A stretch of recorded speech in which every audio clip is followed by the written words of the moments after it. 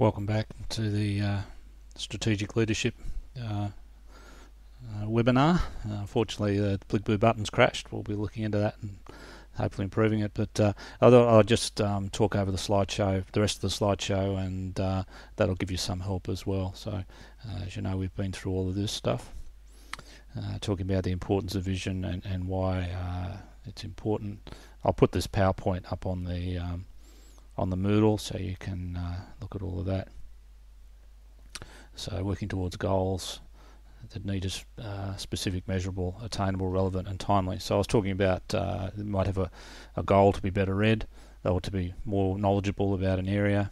To do that, a better goal would be to focus on reading books, reading 500 books. Well, that's measurable, but it's probably not attainable. 5 books would be attainable. Relevant, they need to be relevant books, obviously, and then timely. So, and if you take 20 years to read the 5 books, that's not going to do you much good.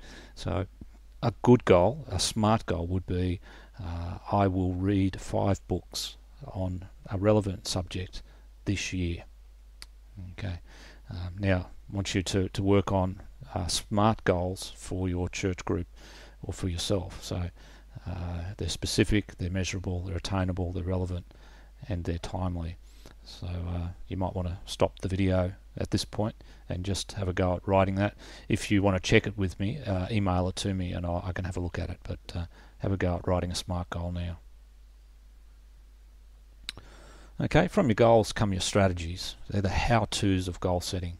They answer the question, how will I, or how will we achieve our goals? How will we actually do it? You write strategies for achieving your SMART goals. Now, on the Moodle, there is a sheet that you can download, strategy setting, which takes you from vision through goals to strategies and then actually action steps. And people found it to be a very useful tool over the years to get their strategies worked out for achieving the vision that God has given to us. Now, we looked at this before. It's just an example of a strategy from a vision to a goal to a specific action step. And the Primary Age Kids Club we also talked about. Now, the second part of tonight is looking at change leadership in order to be able to lead. You must change. If in a leadership role you're not making any change, you're actually not going anywhere, you're not leading anything, your followers aren't going anywhere. So change is crucial. Yet when I look at the areas where most leaders fail, it's often to do with change, and that generally we do change pretty badly. So I want you to think about one area you would like to change in your ministry or church, and you need to do this for your assignment. So identify an area you'd like to change. We'll skip that. I'll tell the story of Peter and the air conditioner, where Peter was a youth pastor at a church, just started, and it was in North Queensland, very, very hot, and discovered that the youth group room where they had their activities wasn't air conditioned, and the kids would get very, very hot and sweaty and weren't very attentive during the devotions because of that. But one day as he was walking through the building, he happened to go into a storeroom and discovered there was an air conditioner, one of the window air conditioners sitting in the storeroom, and he thought, perfect, I can put it in the youth group room. So on the Saturday morning he came in and took the air conditioner out of the storeroom and put it into the youth group, and that Friday night it all went well. But one Friday night they came in, went to switch on the air conditioner in the youth group room, and it was gone. And Peter had horrible visions of it falling out the window, and he ran out the back, ran out and saw, thankfully, that the air conditioner wasn't laying on the ground outside the back window, but he noticed that it had been put back into the storeroom. And it turned out that the storeroom had once been the adult Sunday school class, and it was very hot and stuffy, and one of the members of the adult Sunday school class had purchased and installed the air conditioner for the class. The adult Sunday school class had stopped, but the owner of the air conditioner noticed it was gone one day, noticed it had been moved to this other room that he didn't know about, and so he moved it back into the storeroom. And that's often the case with change, that we rush into it but don't really comprehend its complexity and what we need to do to make it happen. So in Peter's mind, it was a simple situation, but actually there were a whole range of forces involved.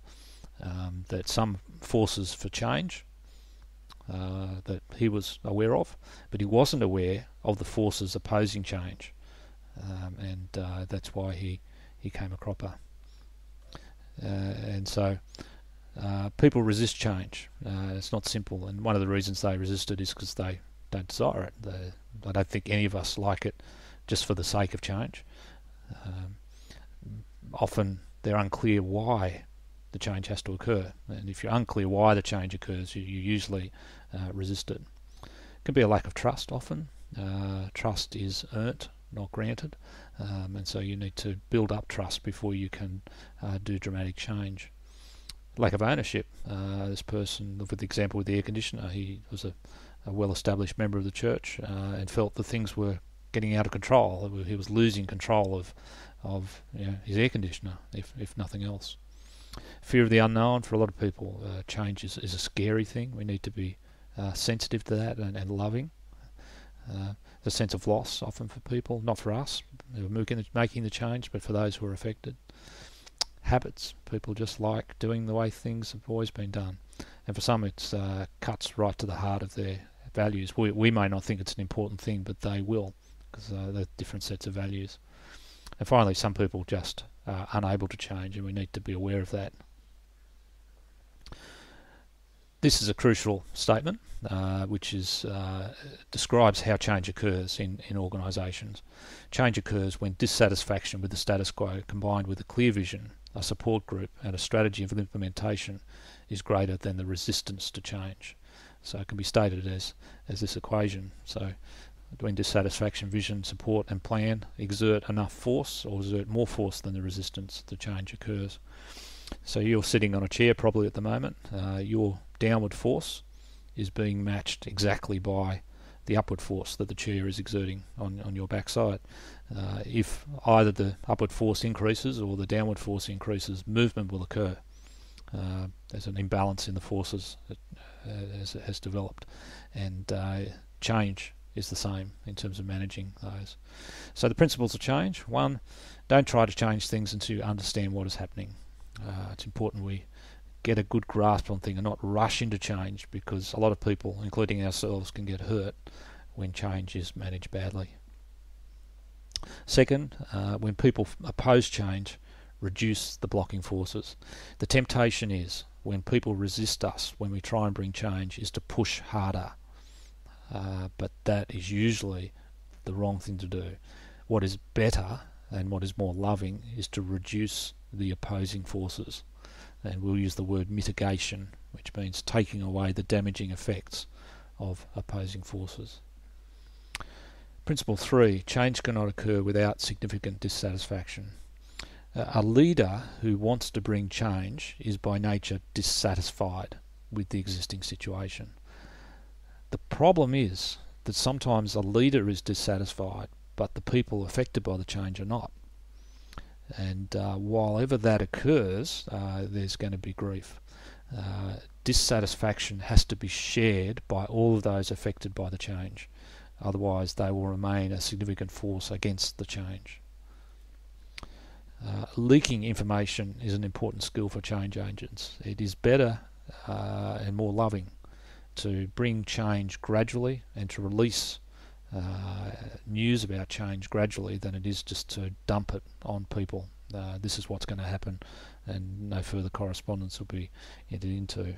But often we're tempted to do that. We grow impatient, we're dissatisfied, and we tend to dump stuff on people, whereas we need to leak it. And principle 5, most change fails for a lack of a support group. One of the major changes that I've been involved in is at our church, where we had a problem with growth. So we had the church was 80% full, and the church experts say that when a building, or anybody says a building is 80% full, it looks full and it feels full. And it meant that there were no seats available for for visitors to comfortably move into, and we wanted the church to keep growing. So the leaders wrestled with this and went through all of the options and concluded that the best thing for us was to go to 2 morning services, to split the morning congregation in 2. So we did all of the research on that. When the announcement was made that that we think this is, well, actually before we made any announcements, we went to Principle 3 and began to bring the dissatisfaction to the surface. So people were comfortable, they could get a seat, they could get a car park, their kids were being cared for. What people needed to realise was, though, that new people to church couldn't come in, and so we said to them, church, we've got a problem. We haven't got space for new people to come into the congregation, so we need to do something about it. And we let the dissatisfaction grow and grow and grow, and then finally we said, well, we think this is the best answer to it, that we go to 2 morning services. And so we started leaking information about that this is what it might look like, that we're going to listen and see what the suggestions are. And we made sure, picking up Principle 5, that the leadership was undivided in their support of this, that it was not something that the senior pastor could do by himself. It had to be the whole leadership supporting and pushing the change. And ultimately, the vote was unanimous, that everybody saw that the change was necessary, and the resisting forces that had been strong initially were mitigated. One example of that is that one of the major concerns was that people wouldn't get to see their friends if their friends went to another service. So that was a real issue for a number of people. So what we suggested was that we have a morning tea between the services, and that way we'd be able to catch up with people from the other service, and that mitigated it for a lot of people. They just said, okay, that's fine, and I'm all for the change then. So there's some principles of change.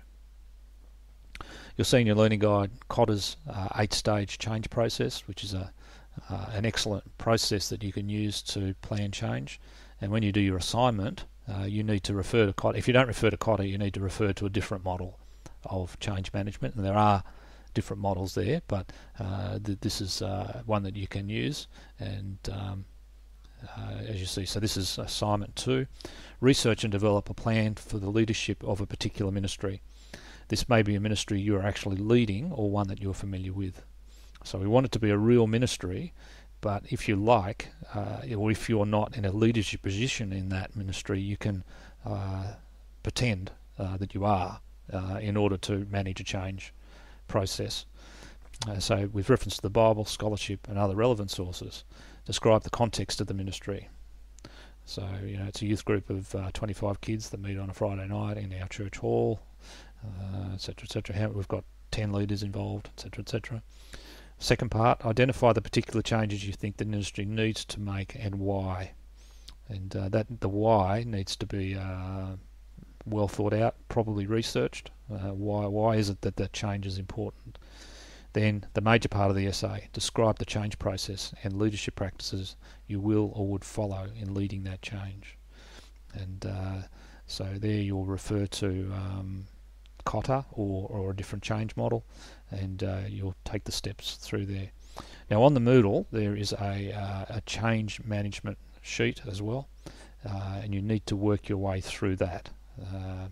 That will provide basically the outline for that section of the assignment, as you reflect on why the change needs to be made, how you're going to go about changing it, who are the stakeholders involved.